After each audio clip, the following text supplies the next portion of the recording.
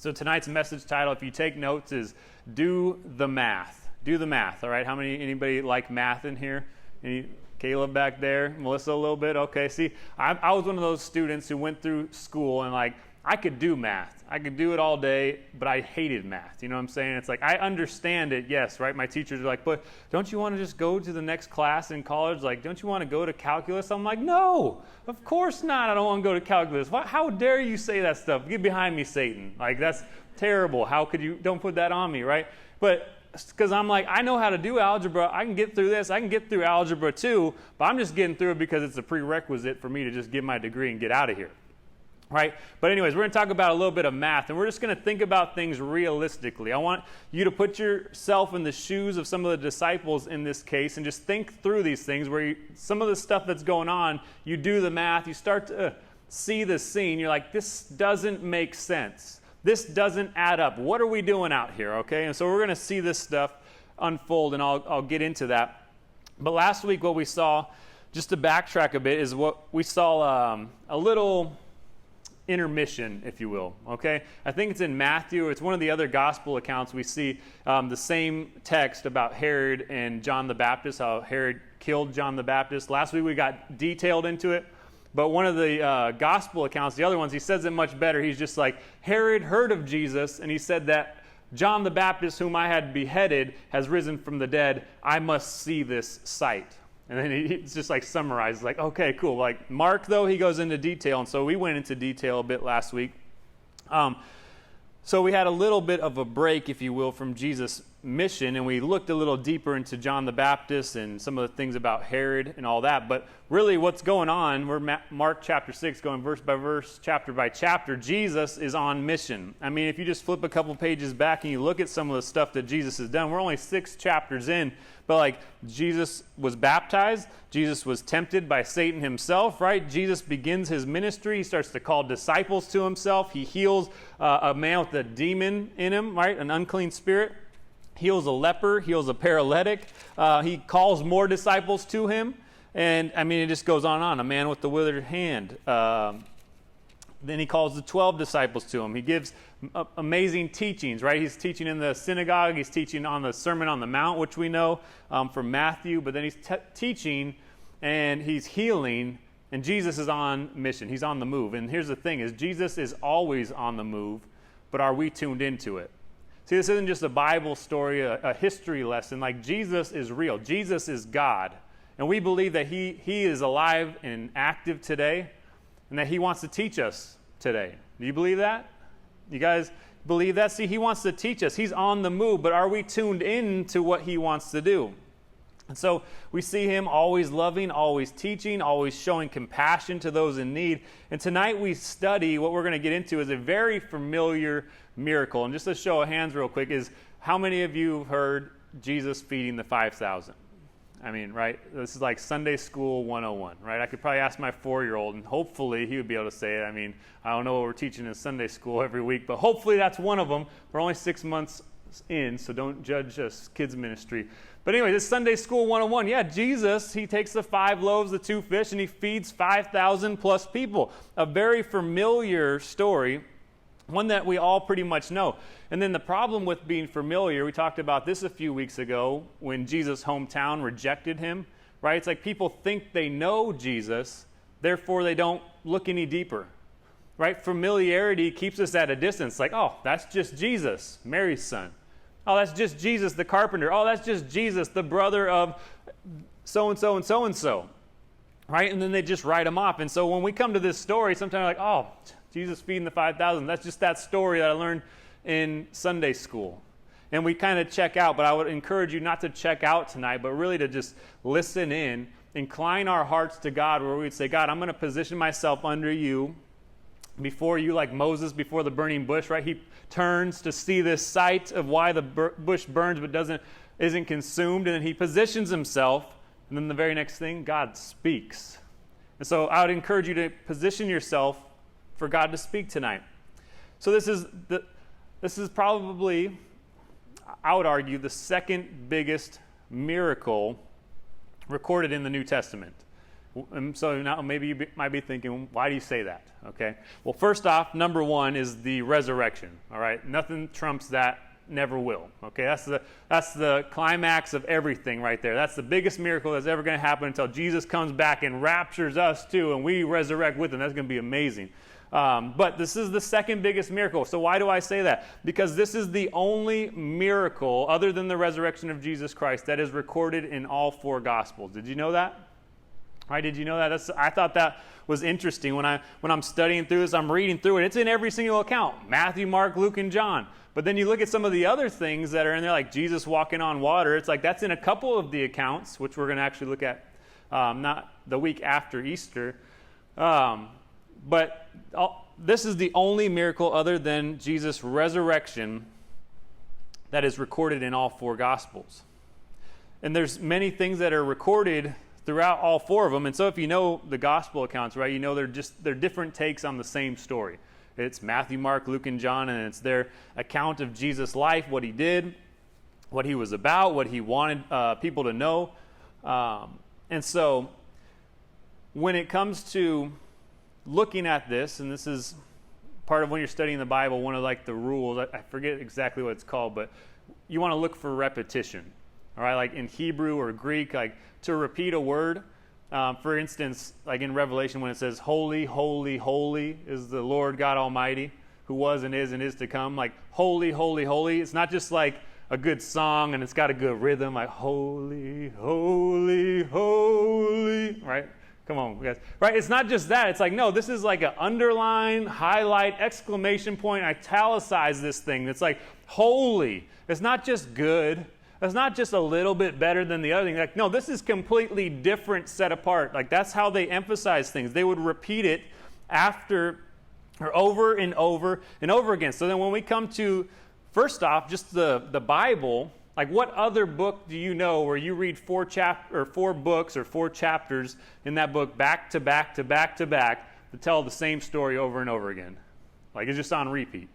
Right, that's the Bible. Like we're reading through it. You go Genesis to Malachi. It's like there's similar themes. They're telling the same story, but it's kind of a timeline that's progressing. But then you get to Matthew, Mark, Luke, and John. It's all of a sudden it's like, man, the record's skipping.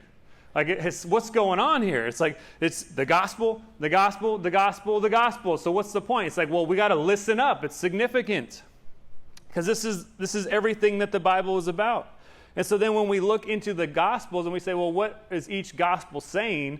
And if they each take this account, Jesus feeding the 5,000, it's like, so we got four accounts of this story over and over and over and over again. What's it trying to tell us? This is significant. Listen up. Pay attention. This isn't just it is a Sunday school teaching because it's something that's nice and easy for the kids to learn and visualize. But man, it has so much importance and impact into our life. And I think we're just going to barely scratch the surface tonight. Like, I'm going to give you some things to think about. But as you are digging into this scripture, man, it's so rich. And it tells us so much about God, so much about Jesus. And so it's not random. It's not a coincidence that it's repeating this. It's saying, listen up, pay attention. And so now let's take a look. Mark chapter 6, verse 30.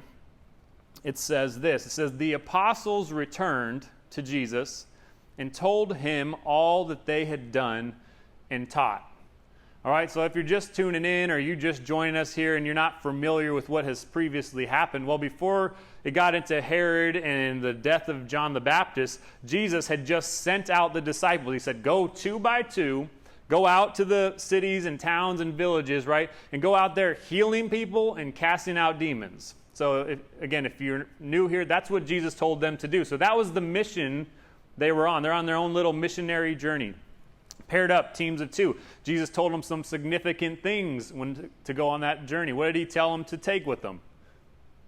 Nothing. Yeah, exactly. Good answer. All right. He basically said, don't take a bag, don't take any money, don't take any food. Right. He's like, all you need is what I'm going to give you. And Jesus says, I give you authority.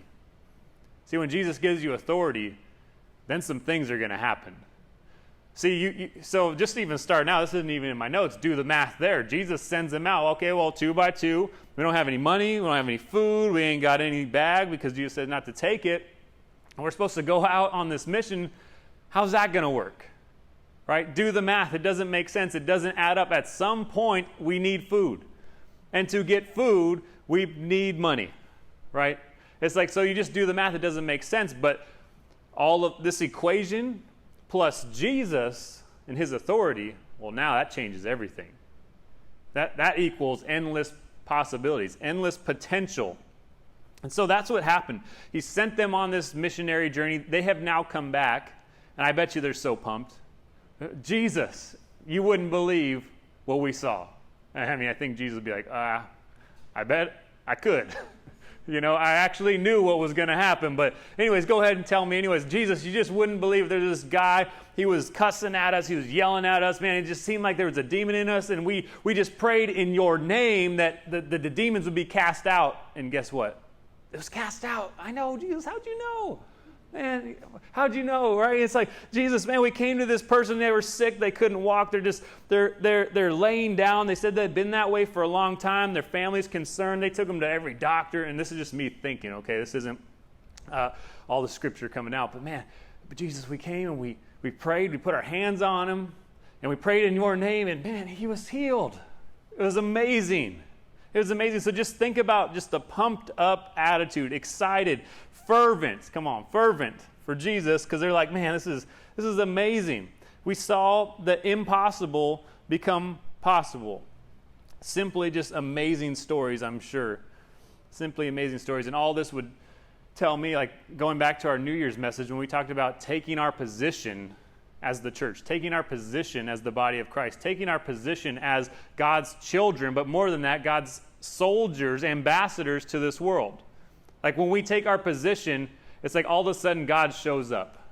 Like 2 Chronicles chapter 20 with Jehoshaphat, they're facing this battle and they come before the Lord. God, we don't know what to do, but our eyes are on you. And then God comes through and he's like, remember he speaks to the prophet, I forget his name, Jerusalem, or I don't know. Anyways, but he speaks to this guy and he's like, thus says the Lord, you're not going to have to fight in this battle, but you just need to show up, essentially. That's my paraphrase version. And then they show up and God takes care of it. See, that's what happens when we show up and we come to the battle and we say, God, here I am. I don't know what's going to happen. I don't know what to do, but my eyes are on you. So here I am. And then we're going to see things like the disciples saw when they went out. They casting out demons, healing people. They're going to see God come through and bring through some victory in ways they hadn't seen before. See, when we show up to the battle for Jesus, Jesus shows up for us. And it's not for us. It's for his glory. But I think God sometimes, man, he just likes to not necessarily show off. I know that's a bad word probably, right? Because that alludes to pride. And it's like, but God just likes to prove himself faithful. He's like, I told you, don't be afraid. I told you that I'd be with you till the end of the age. And so I think he just likes to prove himself faithful. It's not showing off. It's just, that's faithfulness. He's like, man, I told you, you step out for me. I'm going to be right there with you. And you're going to see some things that you haven't seen before. And so we're going to see that stuff happen in our lives. And we're going to see great things happen, things that we didn't think possible, things like teaching people and making disciples, right? I think before we come to Jesus, we're thinking, okay, Jesus says, go and make disciples of all nations. And we're like, well, how's that going to work? Well, if we just start stepping out and we start to try to disciple people, and really it's just teaching them what you know. So many people don't want to disciple people because they're like, well, I don't know enough. I haven't gone to Bible college and stuff. It's like that stuff doesn't matter. What do you know about Jesus? Well, Jesus is God. Jesus loves us. Jesus has compassion for humanity and mankind, right? Jesus died for us. When you just start to share the gospel and you start there, that's discipleship. Basic discipleship. Discipleship 101. And so when we go out, like Jesus said, Matthew 28, go out. All authority in heaven and on earth have been given to me, and now I'm going to give you some. Go out and make disciples. And now it's possible. And we'll start to see that, and we'll see God come through and do those things. So anyways, the disciples have these stories. We don't know exactly what they are, but man, I'm sure it would be exciting. Mark 6:31, he goes on and says, and he, Jesus, said to them, come away by yourselves to a desolate place and rest a while.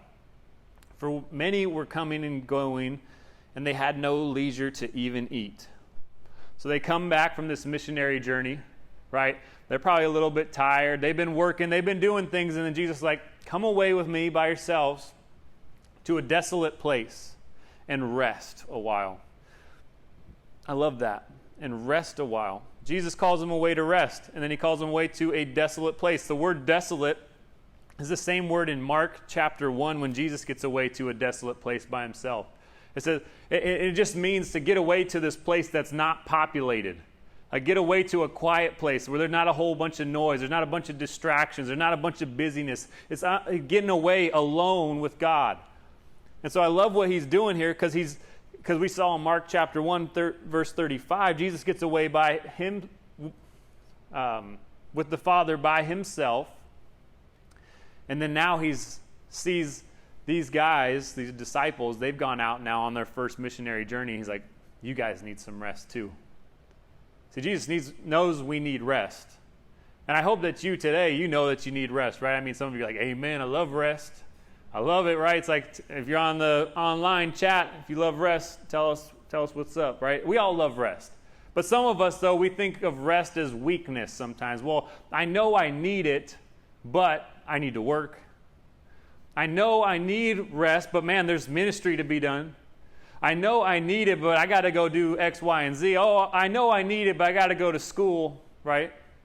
And so then we put rest aside and we brush it off. Yeah, sure, we sleep a few hours at night, but then we just get burnt out and we just start to hate everything. Maybe not hate, but we grow bitter towards things. We resent things. We resent work. We resent our coworkers sometimes, even though they've done nothing to us. But the whole point is we haven't rested.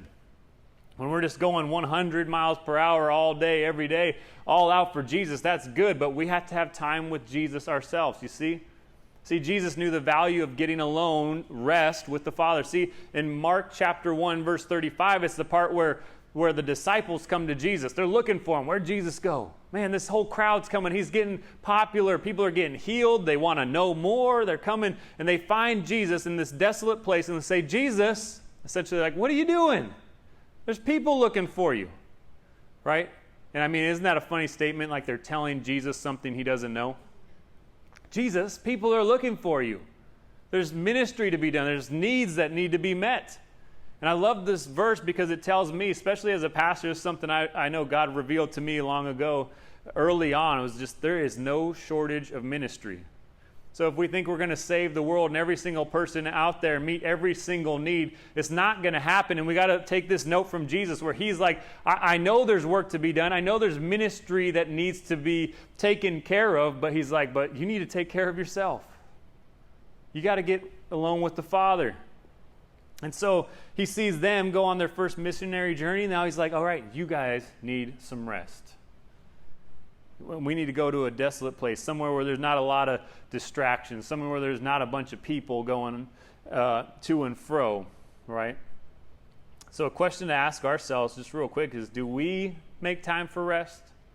Or how are you guys with rest? Making time with the Lord.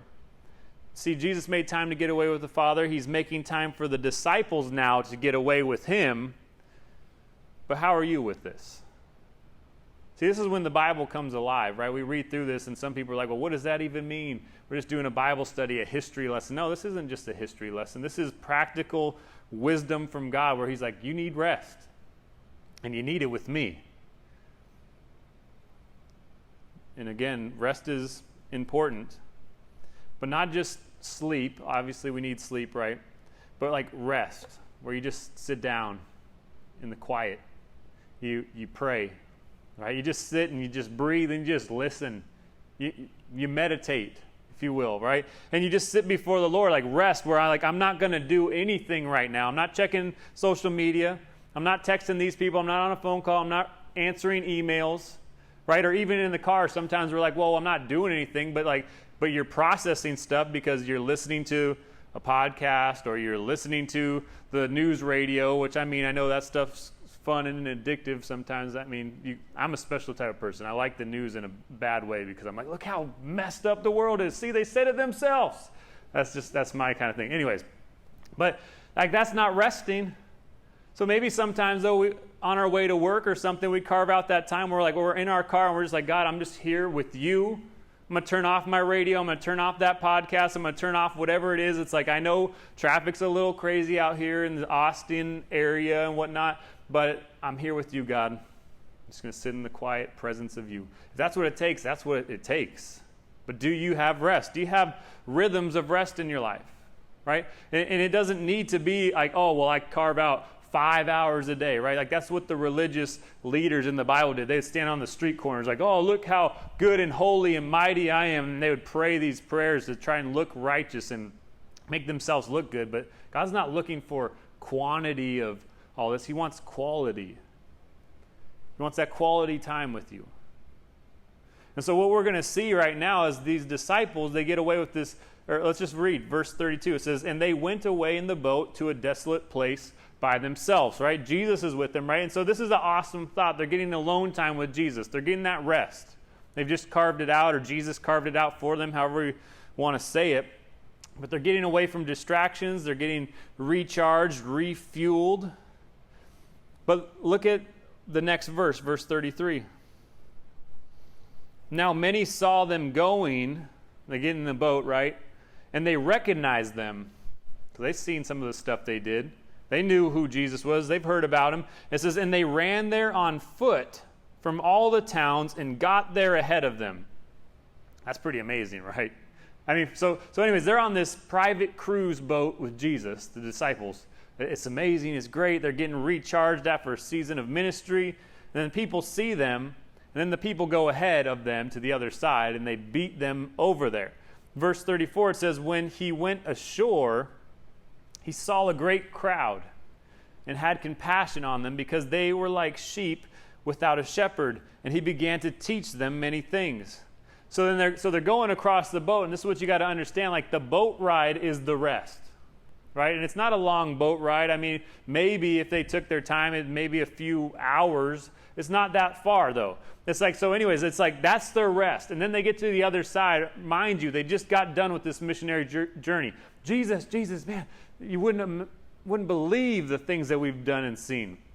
And then like, let's get away, let's get into this boat, let's rest. And they're like resting, but they're probably telling stories the whole time, right? Because that's just how it is. They're pumped up, they're just in the moment. And then they get to the other side, and it's like, oh man, we didn't even get to rest. Like, and they get to the other side, and what they see is a great crowd's there. And so my point that I want to make here is like rest may be shorter than we think. But as long as we're resting, like that's what matters. Jesus can take that small little boat ride across the ocean and give you the rest that you need to go on to the next missionary task, right? It's like he can take that car ride to work, and you're like, it's just 5 minutes, or maybe it's 45 minutes wherever you live and wherever you work, but it's like he can take that and he can give you the rest that you need to get through the rest of the day.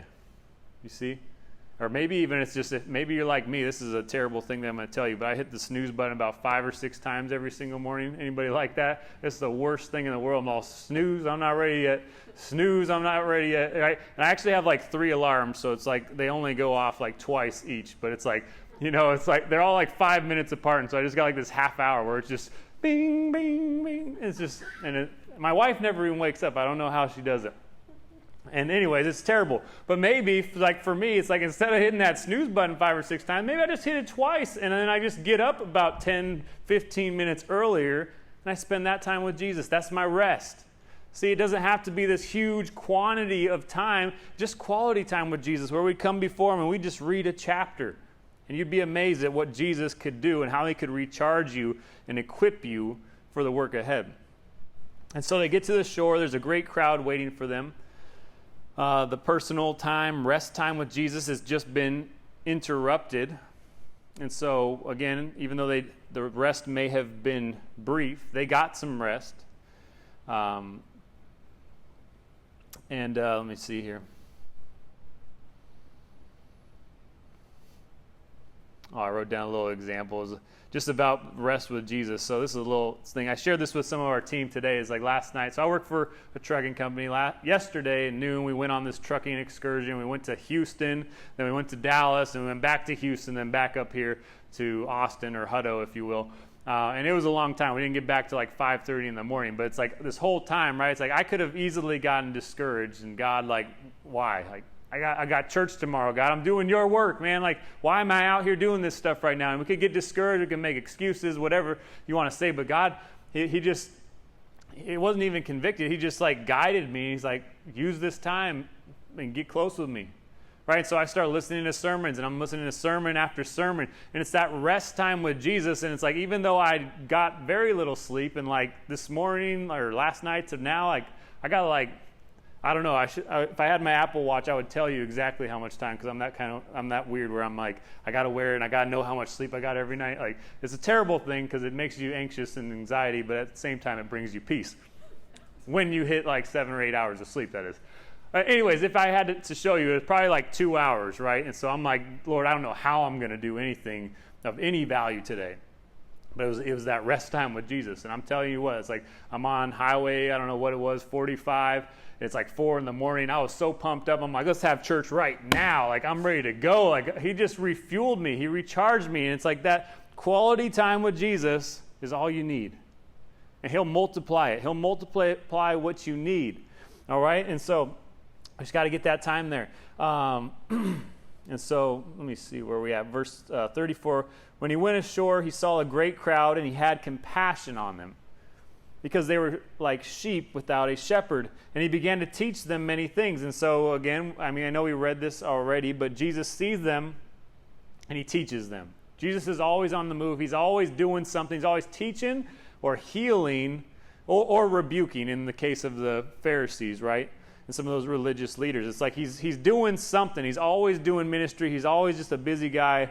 But I love it here. He doesn't get to the other side like, oh, I'm sorry, guys.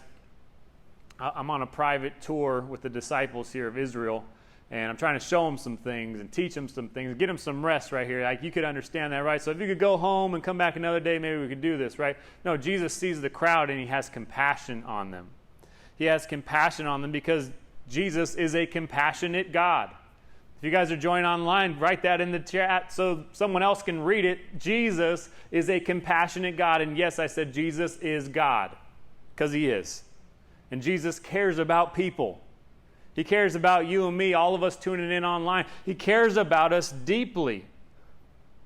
But then think about it if you were the disciples. Now your private time with Jesus has just been interrupted. Now, I don't know. For me, I would have been a little bit annoyed probably. Like, really? Like, we're on mission for, I don't know, a week or 2 weeks or a month. We don't know the length of time exactly that they're on their mission. But then they get this alone time with Jesus. It's just a boat ride across the sea real quick. And then another ministry, another thing where we got to do, or another thing that we have to do. But what we have to see here is that we got to be ready for ministry at any time. If we're going to call ourselves followers of Jesus, we got to be ready to go to battle. And battle doesn't look like fighting sometimes. Going to battle looks like loving. Because, that's the hardest battle.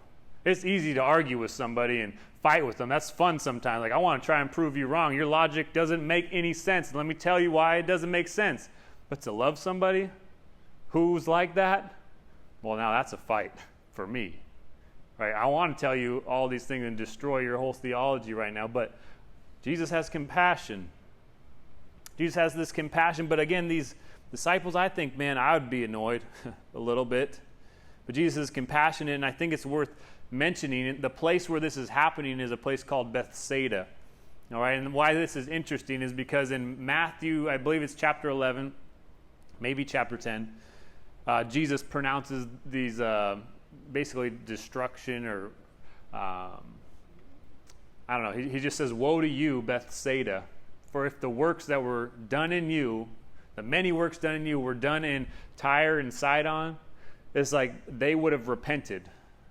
Right? And it's like, and we know these, and then it goes on, right? It talks about Capernaum. It says, woe to you, Capernaum, for if the things done in you or were done in Sodom, it would have been better for Sodom in the day of judgment than it is for you. And so it's interesting because Jesus says this to this place where he's here and he has compassion on them. Where in another spot, he's like he's compassionate because he's like, man, woe to you guys. Like, wake up, because I'm doing these great works here so that you may know me. But he's like, but Jesus, he knows that they're not going to accept him.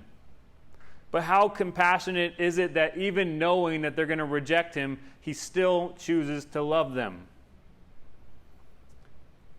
And even when maybe they had a long day and they're tired, Jesus is never too tired, too busy to show compassion, even for those who are the most lost.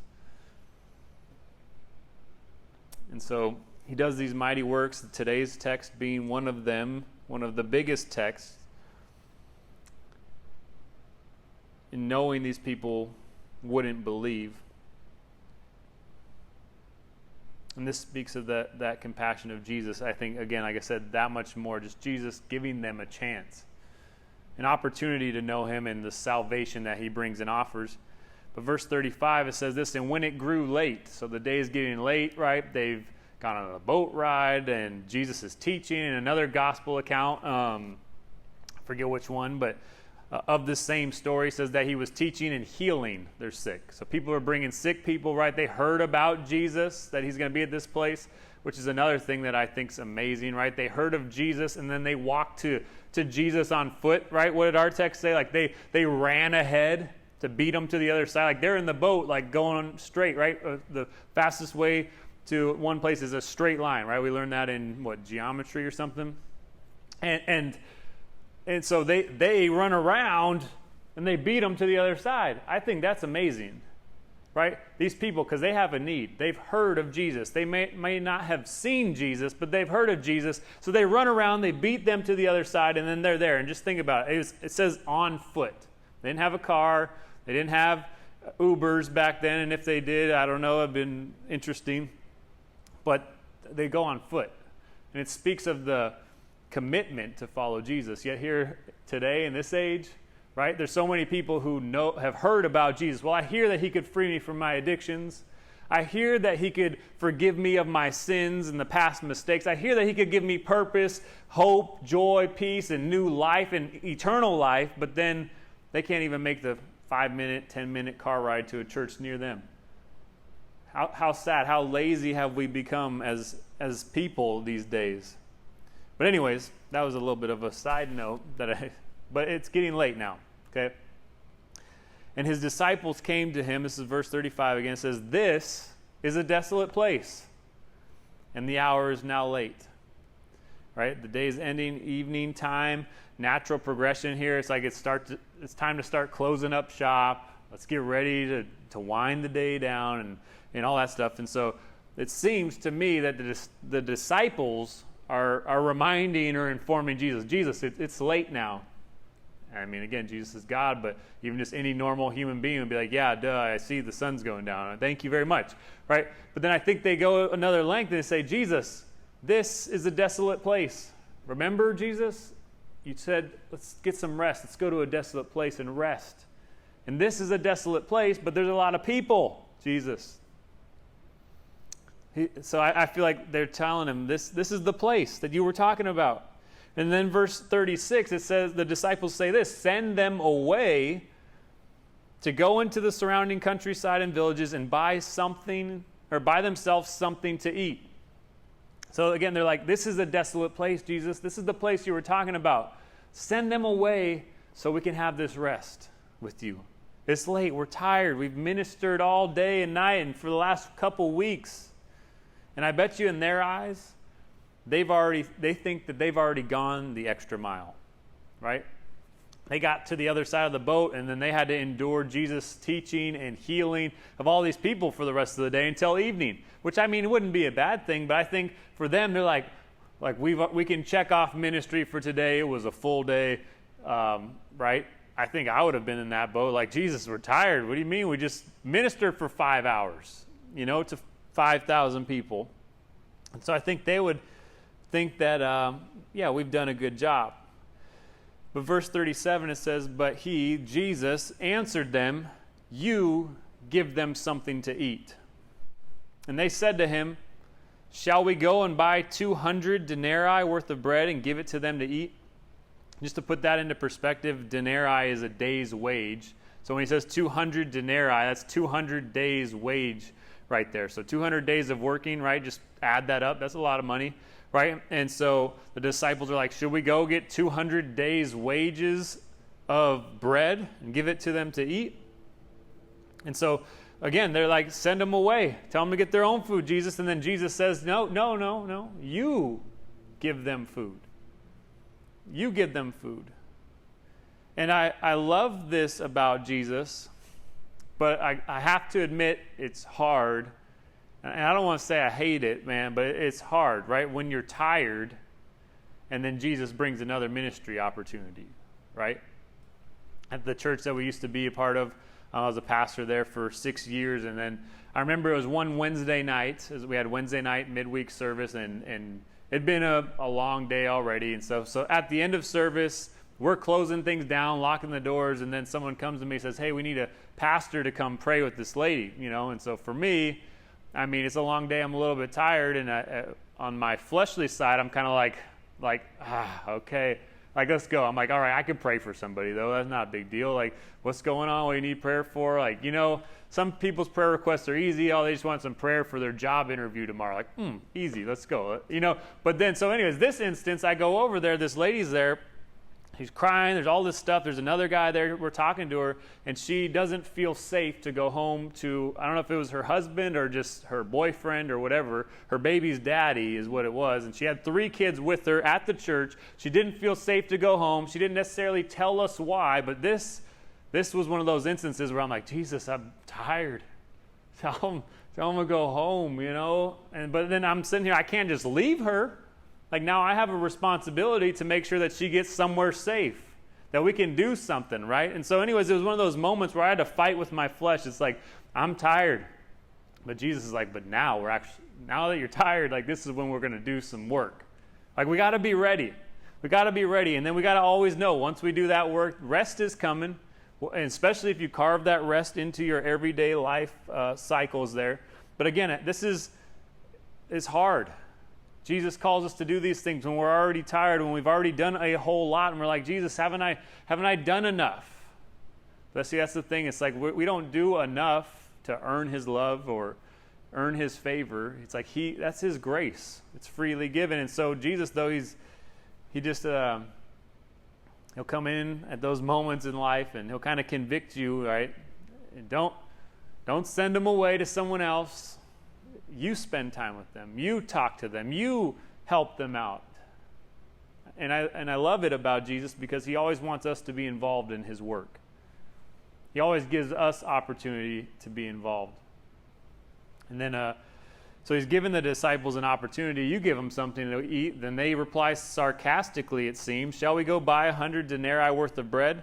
And in John chapter 6, the same account, Philip actually says, even 200 denarii worth of bread would not be enough to feed or each of them to get a little.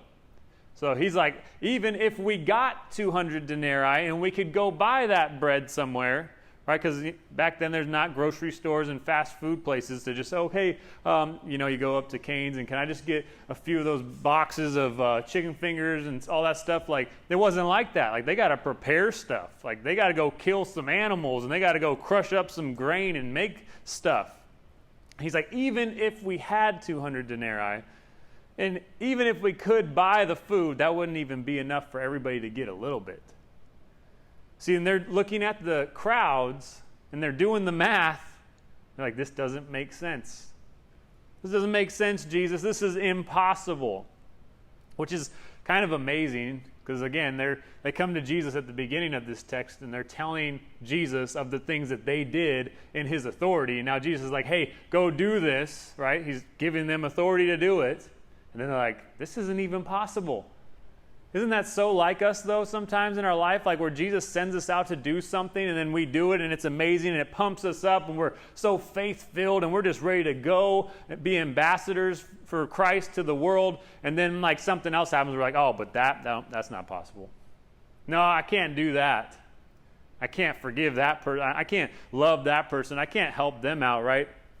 Like we just shut it down. And it's like if these disciples, if they knew the power of Jesus and how he's given them authority, I think maybe even they could have been people of faith, and they say, oh, we give people something to eat. Okay, Jesus, I see what you're saying right here. Hey, guys, I think what he's saying is we're going to see another miracle right here. I don't know how it's going to work, but let's try and see. Let's make this happen. We got faith. We're people of faith. But again, they're doing the math realistically, like in a worldly sense, and this doesn't add up. Verse 39 says, then he commanded them all, or did I skip a verse? Verse 38 says, and he said to them, how many loaves do you have? That's where we pick up. It says, how many loaves do you have? This is Jesus saying it, right? You give them something to eat. They're like, but even 200 denarii worth of food wouldn't be enough here. And then Jesus is like, but how many loaves do you have? And again, I think if they're like doing the math, like, what does it matter? It doesn't matter, Jesus. There's too many people. But he says, how many loaves do you have? In other words, what do you have? And he says this, go and see. We're going to tie this into ourselves and our life and our walk with Jesus here in a few moments. So kind of pause there mentally, but we're going to come back to that. But he says, how many loaves do you have? Go and see. And so then it says, and when they had found out, right, they go and they're looking for food. How much do we have? They come back, they say 5 loaves and 2 fish. See, again, Jesus says, what do you have? Well, go and see. See, some people will stop there, right? Like, go, you give them something to eat. No, Jesus, that's not possible. And then they walk away. Never experience a miracle, never experiencing freedom in Jesus, because they're like, well, freedom from drugs and alcohol, that's not possible. And then they walk away and they never experience freedom. And they're like, it's not possible. It's not real. It's like, well, you didn't actually apply yourself, right? So many people will stop right there. It's not possible. I did the math. It doesn't make sense. But then some people will go past it right here with the disciples. He's like, well, how many loaves do you have? What do you have? And some people will stop there like, well, I don't have much. It's not enough. Not enough to make a difference anyways. Right? But then Jesus says this, he says, well, go and see. And so Jesus is like, go, see what you have and bring it to me is what he's telling them. And then so John's account of this story says that Andrew, Simon Peter's brother, Andrew, one of the disciples, he found a little boy with 5 loaves and 2 fish. What this meal would really be like, likely, in that day would be more of like 5 cracker type stuff, and 2 fish would be like pickled fish. Because again, this is back in the day. Like, they don't have refrigerators, they don't got ice packs and hydro flasks and cool things like that we got today, right? It's like they got to figure out how to preserve their food. So it's like unleavened bread, that would preserve a little bit longer, right? And then pickled fish would preserve a little bit longer. It'd kind of be like your convenience store stuff. That would just be your standard diet for that day. It's like, I got my lunch, I got my crackers and my pickled fish. Put a little bit on that. Ooh, check it out. Fish sandwich. Boom. You know, and like that's them. And so they find this, and obviously, yeah, that's not very much. That's not very much. It's a little boy's Lunchable back then, is what they find and what they come up with. But again, Jesus said, go see what you have. See what you can find. And this is what they had. And so really, I think they would come back and do the math, and this is really an impossible task. But what do we know about the impossible things God calls us to do? Is that all things are possible with God, right? And so anyways, he goes on, verse 39, then he commanded them all to sit down in groups on the green grass. So they sat down in groups by hundreds and fifties. Right? That's some big groups, right? Hundreds and fifties, like that's a lot of people. So Jesus engages in this ministry. He sees a need. He doesn't only teach them, he doesn't only heal them, but now he's going to provide for them food for their physical needs. And so what I love about this text, another layer of this Jesus feeding the 5,000, is just this picture of Jesus is the provider. He's the provider for your spiritual teaching, your spiritual food, and he's your provider for your physical healing, and he's your provider for your physical just needs. And so he's doing all of these things here, and he has compassion, and he wants to help these people who are hungry. In verse 41, it says, and taking the 5 loaves and the 2 fish, he looked up to the heaven and said a blessing and broke the loaves and gave them to the disciples, to set before the people. So Jesus says this prayer, right? This is a blessing. Thank you, Father, for this food, right? And I think the disciples would be like, Jesus is out of his mind right now, right? It's like he's got 5 crackers and some fish in his hand, and there's 5,000 plus people. And some people think that this group is probably like 8 to 12,000 people, but then there's also people who are like, this is probably 25,000 people. Because at the end it says 5,000, maybe it doesn't say it in this text. Yeah, it says those who ate were 5,000 men. In Matthew's account, it says 5,000 men, not including women and children, which kind of gives us this implication that there's more people there with women and children. And we just do the math. We say 5,000 men, well, half of them, were hopefully, good looking and they had a spouse. And so then now we got 7,500, but then you add that, they probably had some kids and they weren't like us today. And in this crazy country like we are, who wants to get rid of babies, they couldn't stop babies from coming. They didn't have birth control and things of that nature. So they probably got 4 or 5 kids at least on a conservative estimate. And so, yeah, that we could see. I know. You see the rabbit hole I'm going down. But we could understand, there's a lot of people here. There's a lot of people here. And so they're seeing this, and then Jesus is praying, blessing it to the Father, and they're like, man, I know Jesus has done some cool things, but this is crazy right now. He's out of his mind, right? And he's breaking it up. He's giving it to the disciples because, again, Jesus wants to involve us in the work that he's doing in people's lives. So he'll give the disciples the bread. He's breaking it up, and I can just picture the disciples just, I don't know, Jesus. I don't know, right? Taking what they got, and they go over to this group of 50 and then look back like, Jesus, are you sure?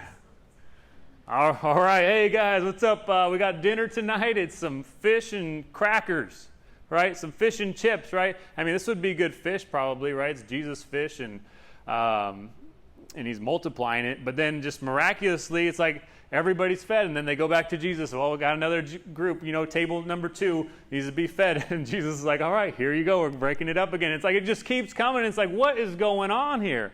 That's amazing. And then verse 42, it says this, and they all ate and were satisfied. Like everybody got what they needed. Everybody got what they needed. And I forget which account it says it, but it says they ate as much as they wanted.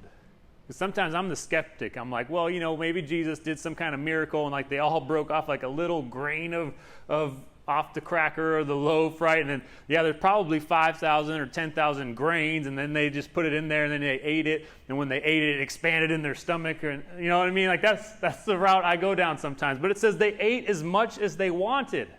This is a buffet. Jesus is like, hey, come as much as you want, as much as you need, come here. I got it for you. I'm your provider here. And so what they see is a miracle has just happened, right? I mean, miracles were already happening on this day. Jesus was healing people. Jesus was teaching. People were getting fed the word, and their eyes and their spirit is enlightened and open to the truth of the gospel here. But then on top of that, this miracle of multiplying the loaves and the fish. And he feeds everybody. Verse 43, it says, and they took up 12 baskets full of broken pieces and of the fish. And that's pretty amazing. So he feeds them, everything's over, right? It's cleanup time, all right? And that would be probably a little bit daunting of a task with that many people going on. But they get baskets, and then they're filling it up with all the leftovers. And then what do you know? There's 12 of them, 12 baskets full. And how many disciples are there? 12, one for each of them. They all probably filled up their basket, and they're like, John, man, you won't believe this, dude. I got so much. I got a whole basket full. You got a basket full too? Peter, what do you got, dude? Basket full. They got a basket full. And what's amazing about this? It's like at the end of it, they have more than when they began. That's what's amazing about it. Like Jesus will take the little that you have, that insignificant, the thing where the disciples will say, this isn't even enough for the 12 disciples, much less this crowd of 5,000 men, right? But if we bring the little that we have to Jesus, man, he will multiply it. He will use it to make a great impact in this world and people's lives. He'll feed them the things that they need. He'll use it in a powerful way, is what I'm trying to say. The things that we would just pass off and say, this isn't going to do anything. Starting a church in Hutto, Texas, right? Well, what good is that going to do, right? People could say stuff. It's like, man, the little things. What does the Bible say? Like, don't despise the days of small beginnings. humble beginnings. Like we're just going to stay here. We're going to stay faithful. And God says he who's faithful with little will be entrusted with much. And we're just going to, whatever God gives us, we're going to be faithful with it. We're not going to doubt it. We're not going to say, no, that's not enough.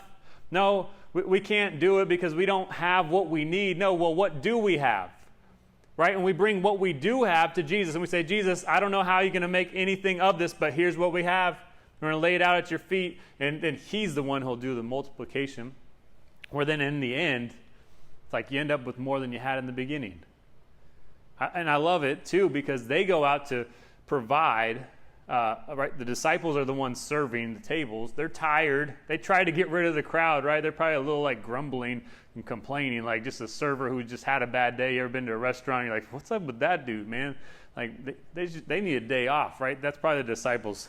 Like, I don't know. I just imagine they're tired. They're ready for a nap. Like that's what they're ready for. But then at the end of it all, Jesus provides for even them, right? He's not going to leave you out of it. I think sometimes we're like, well, Jesus, why did they get to have all this stuff? Why did they get to be blessed? Why are you always revealing yourself or whatever to these people, right? But if we would just come close to, it's like Jesus is like, I got something for you too. He's a compassionate God. He doesn't leave anybody out. He loves us all, and he'll provide for our needs. My wife and I, we can attest to a lot of them over this last year, and I'm sure everybody can. With 2020 being the way it was, it's like, how can you not believe in God after this and like that we're still alive and we got any type of, I don't know, I'm just amazed. But like we moved out here March 11th, right? COVID-19 was announced a pandemic that day, and then all of a sudden a couple of days later things start shutting down. A week later all the churches shut down, and hey, we came out here to start a church and there is no churches, and I'm like, what's going on? Like it's just a crazy mess. And then I didn't have a job. We just bought a house. That was terrible and terrifying. I'm like, God, here we are. We don't have much. We came out here to serve you. We don't know what's going to happen, but God, here we are. Lord, direct us. We need help. And he started to direct us, started to lead our steps, right? Giving us jobs, providing job opportunities where he was bringing the multiplication, if you will. He was multiplying the things. And if we would just come to Jesus, we'll see him do the miraculous. And so they leave with 12 baskets left over, one for each disciple. Jesus proving to them that I'm far more capable of doing things than you think, and I didn't forget about you. In verse 44, it says, and those who ate the loaves were 5,000 men. And again, I'm not going to go down that rabbit hole again, but some would say it's upwards of 25,000. Some would, conservative estimates, 8,000 to 12,000. But either way, even if it's just 5,000 men and that was it, that's still miraculous. So now I want to end today's teaching, though, with a few things to kind of sum this up. Do the math, right? Do the math. First off, do the math. When you're tired, when you're on the verge of burnout, right? You're bitter, you resent things and people, right? And another need arises. We do the math, and we're like, well, I just can't. I don't have the time. I don't have the capacity to do it, right? We do the math, and we're more work on top of more work. Well, that doesn't equal rest, right? It doesn't take someone real smart to understand that. If I keep working, I'm just going to keep getting more tired. But do the math with Jesus inserted into the equation there. More work with Jesus and his rest, as brief as it may be at times, brings about the ability to keep going. Secondly, do the math. As we saw, 5 loaves and 2 fish, 5,000 people. Impossible, right? Just that in and of itself doesn't make sense. It doesn't add up. But here's the thing. It's like we bring the little that we have, we see the need that's there, and we insert Jesus into the equation, and now it changes everything. And he can multiply it into enough to do great things. When Jesus is inserted into the equation of your life, the possibilities, the potential to impact this world for eternity, for God's kingdom's sake, the possibilities, the potential is endless. And so I want to say tonight, it's like when we're doing the math in our own life and we would think, well, that's not enough. I can't do anything with this. That's not good enough. And, you know, I know I worked hard on that, but that's not good enough. Or I spent a lot of time over there at work and whatever, and I'm just tired and I can't do anything. I'm too busy, right? If we do all those things and we add up the math and we say we can't do it, well, we're just going to be stuck there. But then if we listen to Jesus, he says, what do you have?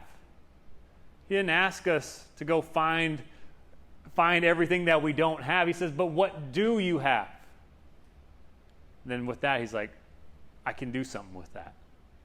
So what do you have tonight that we could bring to Jesus? And we say, Jesus, here I am. Like if you're a musician, I don't know the Bible, but I know the guitar, and that's what I got. And that's what I'm going to bring before you. Right? I don't know much, but I know this. And we bring that to Jesus and we say, here it is. And again, once we insert Jesus into our life and into our life's equation, anything's possible. Anything's possible. And what I hope that we would see as well tonight is it's the little things. It really is the little things in life. Many people in the world, we pass over the little things, but it's the little things, the little details, the little something that God uses to make a big impact. 5 loaves, 2 fish, 5,000 people. Do the math. It doesn't add up, but it happened because Jesus was in the equation. Because Jesus took what they had and multiplied it. And so I want to end tonight just by saying, go and see what you have. As little as it might be, as insignificant as it might seem, and bring it to Jesus. And when you add Jesus into your life's equation, again, the possibilities are endless. And I want to encourage you guys, especially if people online too, I don't know who's all watching, but just everybody in the room, everybody online, anyone who would listen to this later, don't go another day without Jesus in your life. Jesus said, come to me all who labor and are heavy laden.